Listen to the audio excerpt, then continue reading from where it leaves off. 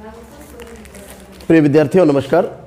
आप देख रहे हैं लक्ष्यकार सर यूट्यूब हिंदी शिक्षण चैनल और मैं हूं श्रवण कुमार लक्ष्यकार। आज अपन देखते हैं कक्षा 12 हिंदी साहित्य, कक्षा 12 हिंदी साहित्य। और ये जो साहित्य की जो सरयू पुस्तक है इसके अंदर जो पाठ है बहुत ही महत्वपूर्ण, जो पाठ्यक्रम संशोधित करने के बाद भी आपकी बोर्ड की परीक्षा के अंदर आएगा। तो ये जो पाठ अपन देख रहे हैं कुरुक्षेत्र से संबंधित है। कुरुक्षेत्र, और इस पाठ के इस काव्य के रचयिता हैं रामधारी सिंह दिनकर।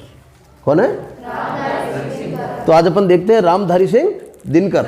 और दिनकर जो हैं बहुत बड़े कवि माने जाते हैं। हिंदी साहित्य में दिनकर जी का बहुत बड़ा नाम है।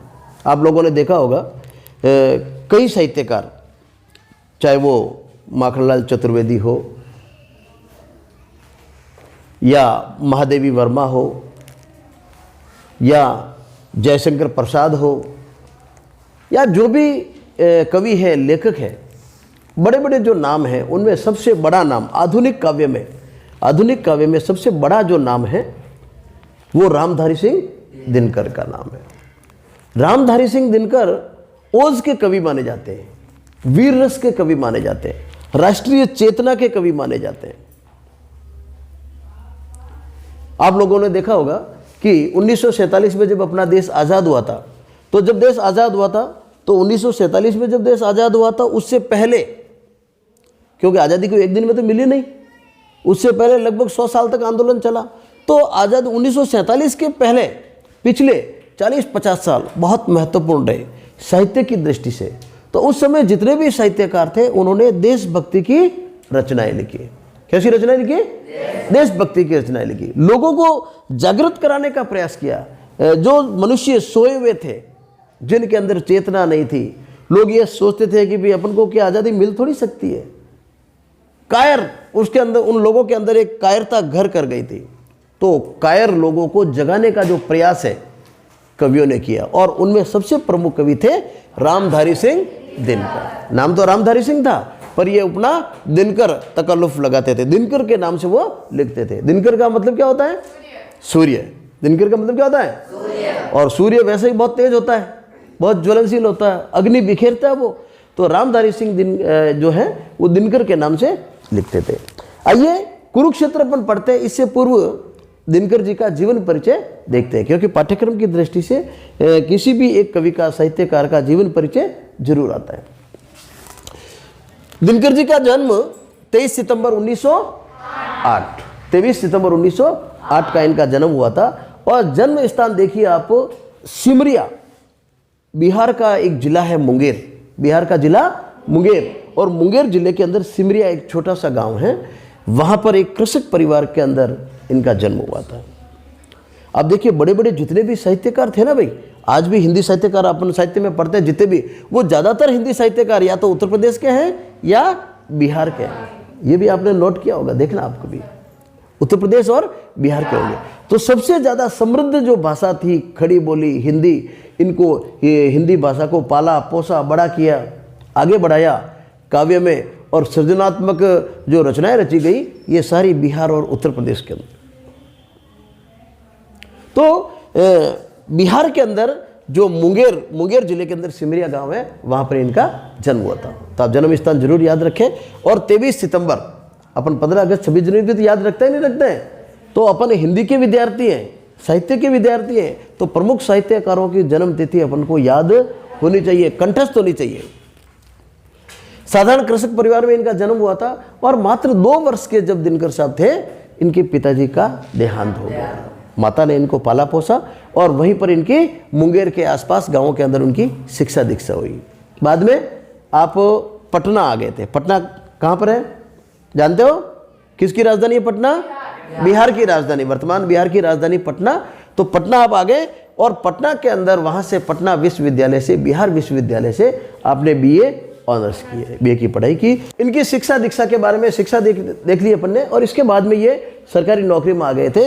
तो बिहार में बिहार सरकार के सब रजिस्ट्रार भी रहे ये, और उसके बाद में बिहार विश्वविद्यालय के अंदर व्याख्याता रहे। व्याख्याता कॉलेज के लेक्चरर होते हैं ना, उनको व्याख्याता कहते हैं। तो व्याख्याता रहे, उसके बाद में कॉलेज के अंदर कुलपति भी रहे, और 1965 में भारत सरकार के हिंदी सलाहकार रहे। पूरे देश में हिंदी कैसे बढ़े, कैसे प्रचार प्रसार हो, कैसे पूरे देश के अंदर हिंदी की, तो हिंदी के जो सलाहकार होते हैं, एक पद होता है, तो हिंदी सलाहकार वो रहे। अब इनकी अपन प्रमुख रचनाएं देखते हैं। प्रमुख रचनाओं के नाम अपन को याद करने हैं, देखने हैं, क्योंकि रामधारी सिंह दिनकर एक ऐसा नाम है जो न केवल आपके 12th में आएगा, first year, second year, final, BA, MA, जहाँ जहाँ भी आप जाएंगे हमेशा ये रामधारी सिंह दिनकर हमेशा साथ चलेगा। बहुत महत्वपूर्ण टॉपिक है ये। इनकी प्रमुख रचनाएं रेणुका, हुंकार, कुरुक्षेत्र, रश्मिरथी, उर्वशी, द्वंद्व गीत, इतिहास के आंसू, सीपी और शंख, परशुराम की प्रतीक्षा, बापू, दिल्ली और भी है। पर ये कुछ चीज़ें हैं, कुछ रचनाएं हैं जिनके नाम आपको कंठस्थ होने चाहिए हमेशा। कई बार प्रतियोगी परीक्षाएं जब होती है ना, तो उसके अंदर पूछ लेते हैं रश्मिरथी, इसके रचयिता कौन है? रामधारी सिंह दिनकर। या परशुराम की प्रतीक्षा किसकी रचना है? दिनकर की रचना है। ठीक है, तो ये बड़ी महत्वपूर्ण और सभी अच्छी कविताएं हैं, अच्छी पुस्तकें हैं। आपको जब भी समय मिले लाइब्रेरी में आप जाएं, लाइब्रेरी में ये पुस्तकें हैं, आप घर पे ले जाएं, इन पुस्तकों को आप पढ़ें, चाहे पाठ्यक्रम में है या नहीं है, पुस्तक प्रेमी आपको बनना चाहिए। अब जो सबसे महत्वपूर्ण चीज़ है, रामधारी सिंह दिनकर की काव्य की विशेषताएं, क्योंकि लेखक परिचय आता है तो उसके अंदर काव्य की विशेषताएं आती है कि नहीं आती है? अच्छा, मान लो लेखक परिचय में नहीं पूछा, कविता की 4 पंक्तियां पूछ ली, सप्रसंग व्याख्या पूछ ली, तो उसकी जो अपन नीचे विशेष लिखते हैं, काव्य की तो विशेषताएं लिखते हैं, तो उसके अंदर भी ये चीज़ें लिखनी है। तो सबसे बड़ी इनकी विशेषताएं जो है, इनके काव्य में राष्ट्रीय चेतना है, सामाजिक चेतना है। क्या क्या है? सामाजिक चेतना, लोगों को जगाने का प्रयास किया। कायर और जो सुस्त लोग हैं उनको जगाने का प्रयास किया। राष्ट्रीय चेतना इनके काव्य में देखी जाती है, सामाजिक चेतना इनके काव्य में देखी जाती है। शोषण के विरुद्ध इन्होंने आवाज उठाई है। इनके काव्य में समाज के अंदर शोषण होता था, पहले सेठ साहूकार मजदूरों को लूटते थे, उनका शोषण होता था, बेगार प्रथा होती थी, जमींदार लोग लूटते थे, तो उनका जो शोषण के विरुद्ध जो आवाज है इनके काव्य में देखने को मिलती है। इसके अतिरिक्त सामाजिक चेतना आ गई, राष्ट्रीय चेतना आ गई, ज्वलंत राजनीतिक समस्याओं पर रचना है। ज्वलंत यानी उस समय जो राजनीतिक समस्याएं थी, राजनीतिक जो बातें होती थी, जैसे देश में आज़ादी का आंदोलन था उस समय, तो उसी के ऊपर चल रही थी। कभी जलियांवाला बाग हो गया, कभी जलियांवाला कांड हो गया, कभी भारत छोड़ो आंदोलन चल रहा है, कभी अंग्रेज लाठी बरसा रहे हैं, कभी अहिंसक आंदोलन चल रहा है, कभी भगत सिंह को फांसी मिल रही है।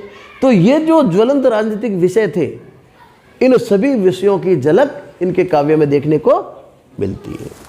इसके अतिरिक्त अन्यायी और अत्याचारियों का खुला विरोध, अन्यायी थे, अत्याचारी थे, उनका खुला विरोध उनके काव्य में देखने को मिलता है। लोगों को जगाते थे, मुर्दों उठो, लड़ो। तो ये, अब इसके बाद में शोषण के विरुद्ध आवाज। इनके काव्य की सबसे बड़ी विशेषता, इनकी कविताएं जो थी ज्यादातर वीर रस से परिपूर्ण थी। किस रस से परिपूर्ण थी? वीर रस। और वीर रस के अंदर एक गुण होता है, कौन सा गुण होता है? ओज गुण। तो दोनों एक दूसरे से कनेक्टेड है। तो जब भी आएगा आप 2 बिंदु लिख दिए, वीर रस, ओज गुण, और ये अपन ने 4-5 बिंदु बना लिए। शोषण के विरुद्ध आवाज, अत्याचार के विरुद्ध आवाज, सामाजिक चेतना, राष्ट्रीय चेतना। तो ये इनके काव्य की विशेषताएं थी। तो ये था रामधारी सिंह दिनकर के काव्य की विशेषताएं और इनका जीवन परिचय।